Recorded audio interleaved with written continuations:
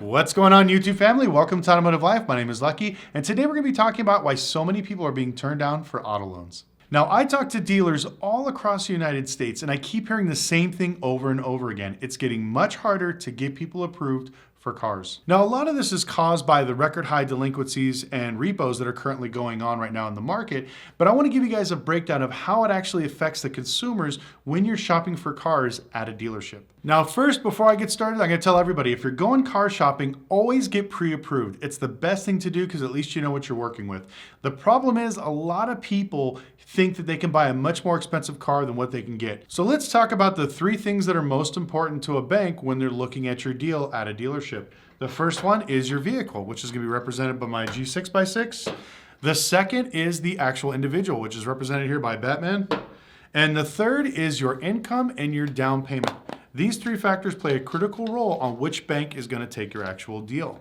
Now, there are three different types of banks. We have our prime bank, which are for people with better credit. We have our subprime bank, which is for people with okay credit. And deep subprime is for people with really bad credit or repos or things like that. Each of those banks have different criteria when it comes to lending. There's this thing called a lending wheel or a lending chart. Whatever banks you use, they're going to call it different things. And what this means is every bank looks at deals differently. So some banks may say, hey, you know what, we're going to finance what's called LTV, loan to value. Prime banks usually lend anywhere from 110 to 130% LTV. So if you want to buy a brand new G-Wagon with no down payment and you have good credit, they'll let you finance that and throw in an aftermarket warranty. Subprime banks, they tend to do about 80 to 95% of actual retail value or loan to value. So that means you have to put a down payment down. They won't finance a lot of extras. They'll just give you the basic loan. And deep subprime, you're going to have to bring a big down payment. Now, traditionally, these numbers mattered a lot, and I made a lot of videos in the past, but in the last 3 years, banks have basically taken those numbers and thrown them out the window. They were giving everybody and their grandma loans that we knew that they couldn't afford. I've heard stories of people literally trying to trade in an $80,000 car to buy a $90,000 car, but they bring home 40 grand a year.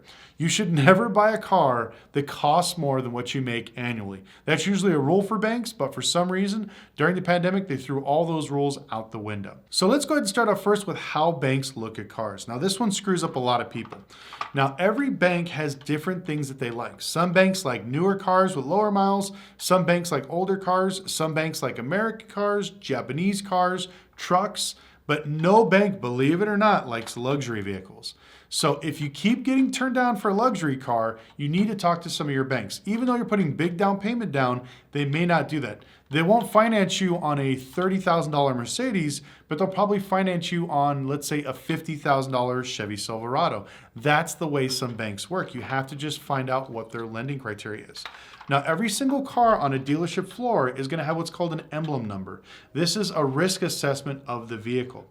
Now, traditionally, the way this works is if it's an American or Japanese car, it's probably going to be a 1 to 5, which means it's not that much of a risk. It's a good car where they're going to buy it, parts are going to be cheap to fix it, and it has a good resale value. Now, what happens if the car is over 5? Let's say it's a 6, 7, 8, 9, 10 emblem. These are like the Volvos, Mercedes, BMWs, Audis, Cadillacs, cars that basically tend to have a higher threshold of risk. Now, when they look at these cars, they're thinking, if I have to take this car back, they're looking at your credit, which we'll get into in a minute, but usually they're always worried about what happens when I get this car back. Am I going to be lost a lot of money? It's going to cost a lot of money to fix. So that's why I tell a lot of people, when you're trying to rebuild your credit or you're trying to get a car, try to get a basic car. Quit trying to get a high mileage Mercedes or a high mileage Cadillac. It's not going to work. A lot of the banks are turning you down.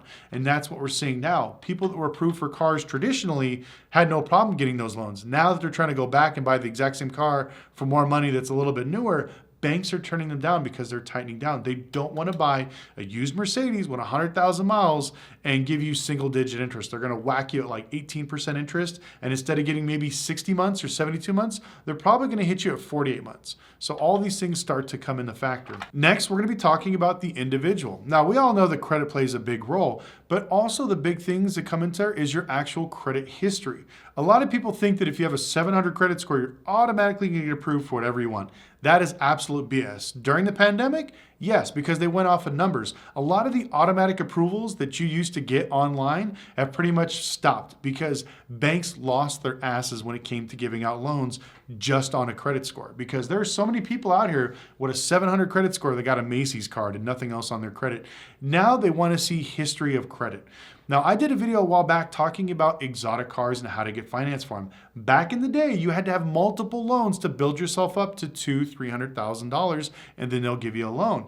But during the pandemic, I had friends that have never owned an exotic car before get a Lamborghini Urus, a Rolls Royce, a Bentley, people that should never got these cars because banks were just lending like crazy. But now that banks are losing so much money, they're going back to those traditional ways of thinking.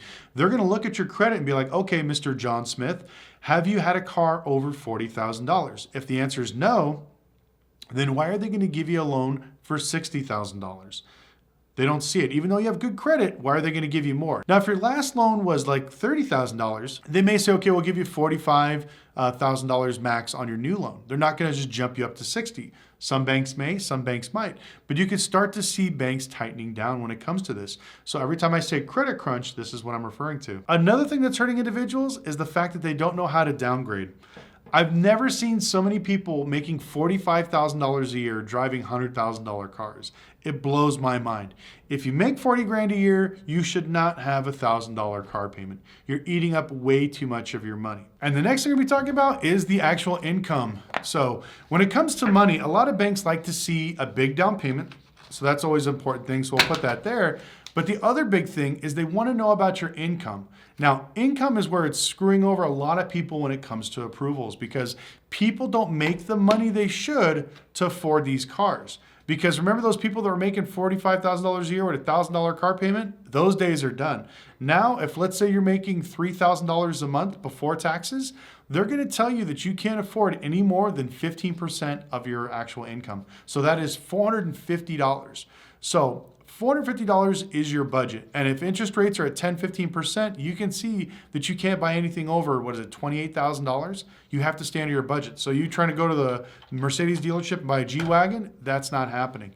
And we're seeing more and more people being turned down because of this, because they don't realize that where they line up when it comes to affordability. That's why I tell everybody, go to the bank, get pre-approved, because they will look at your income and your debt and they will tell you exactly, hey, Mr. Smith, you owe this much money. We're going to give you an allocation of $500, $800, $900. This is your payment budget. This is what you have to stay under.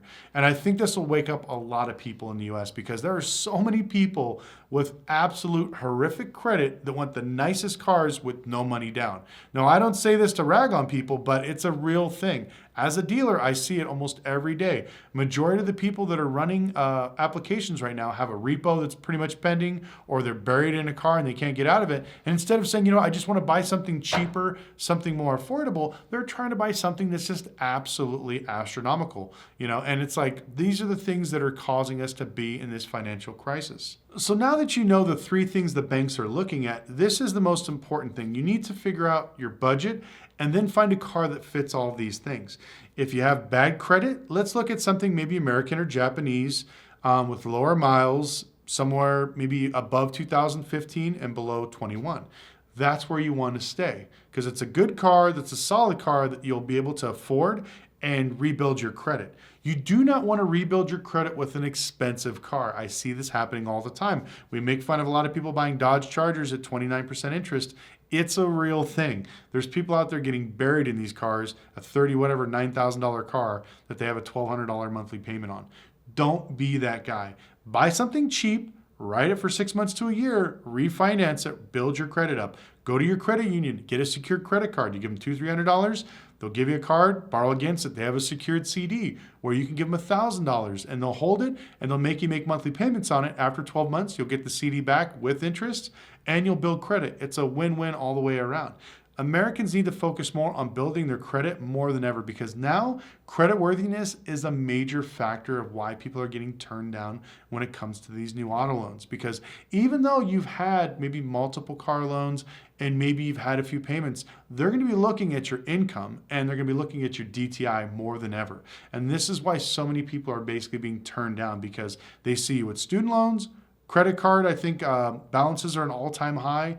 So student loans are an all-time high. So they see all this stuff and they're getting really scared and they don't want to finance people. Now, another thing that people need to know about is when you're shopping at a dealership, banks actually charge us money to buy the deals. So if you have good credit and you're a prime customer, 9 times out of 10, they really don't charge us that much money, maybe 50 bucks, 100 bucks, whatever.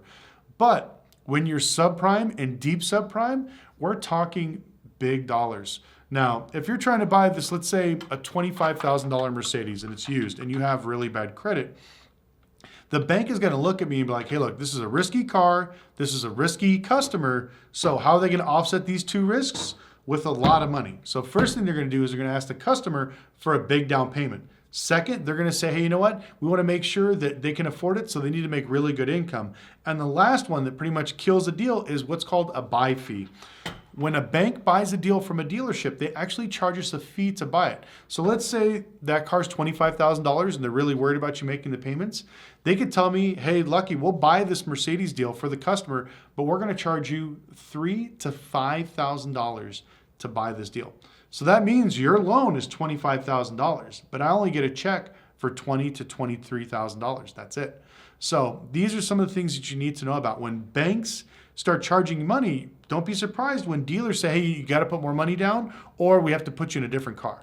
And customers always get upset. Why? I want this car. I want this car. And they keep telling you it's not working. It's because the bank is asking for a ton of money to put down on this car. But if you were to buy, the simple, affordable economy car, you don't need all this money. Now you only need maybe a small sliver to get approved for this small economy car. And this is how it works. And so when I share this with consumers, they usually freak out. They have no idea that banks actually charge dealers money to buy deals. And on top of that, and another reason why people are getting turned down left and right is because of recourse. And this is something that everybody needs to know about. As a dealer, when I sell you a car and you have subprime to deep subprime credit, some of these banks ask me to do what's called a payment recourse. That means I'm on the hook for 1 to maybe 3 payments. So if you don't make your first 3 payments, that means that the bank calls me up and says, hey, Lucky, you know that money we gave you for this Mercedes? Well, we need it back, so I have to give them back the money. And now I have to chase you and the car to go repo it back. And that's another reason why so many dealers are going out of business, because now most of these people during the pandemic moved. We don't know where they're at. So now you're chasing this guy that hasn't made a payment on his car, and you guys may laugh and say, screw the dealer, but this is putting lots of dealers out of business because there's a lot of people that buy cars they can't afford and they never register them, they never insure them. I mean, go to any city in America, you'll see tons of these cars driving around with no insurance, no plates, temp tags from like 2020. This is why, because they don't have the money to register them. They're going to have a bunch of fees. And now the dealership that basically sold that car is probably chasing it. So they're not going to register it because they don't want them to know where the car's at. And so just imagine as a dealer, if you sell, 100 cars a month and 2 cars a month go up for, let's say, repo, and you have to pay the bank back. We're talking, let's say this is a $30,000 car, that's $60,000 you have to come out of your pocket while you chase this car and hopefully you find it. Now, this has happened to me a few times. I actually had a guy where he moved to California and just disappeared. Thought he was a good guy, he was just a scumbag. And unfortunately, I lost $25,000 like that, gone. Bank didn't care. I had to give back the bank their money because we had a contract. They had to make at least 2 payments. He didn't even make 1. And so now, for the last, I think, 5 years, I'm still looking for that car. Can't find it. I'm eventually going to find it. But that's what banks and dealerships have to deal with. So there's all these factors coming into why people are not getting approved. So if you've learned anything, please like and subscribe. I truly appreciate it. We're on the road to hopefully hitting 1 million this year. I think we're going to break 450,000 probably by this video. And if you have any questions, please put them in the comment section below. Did you guys know that banks charge fees for dealers to buy deals? Also, did you know that these 3 factors actually play a crucial role when it comes to you buying a car? Also, if you knew that Mercedes and luxury cars are actually frowned upon by banks, definitely chime in, because I tell people this all the time. They're like, oh, everybody wants a Mercedes. Banks don't want the Mercedes. They want the regular economy cars that will get them the easy money every single day, day in and day out. I want to thank you guys so much for watching. Also, if you could do me a huge favor, definitely check out my company. It's called LoanBridge.ai. It's a software that helps track your cars. So whether you're a dealership, a rental car company, or you own a bank full of auto loan portfolios, this helps track your car. And also it gives you really cool vehicle reports. So our goal is to basically get better than Carfax when it comes to vehicle reports. But right now we're in beta, so I'd love for you guys to sign up. It's a 14-day free trial. Check it out. Let me know what you think. And then if you have any input, I truly appreciate it. Anyways, I'd like to thank you guys so much for watching again, and we'll see you next video.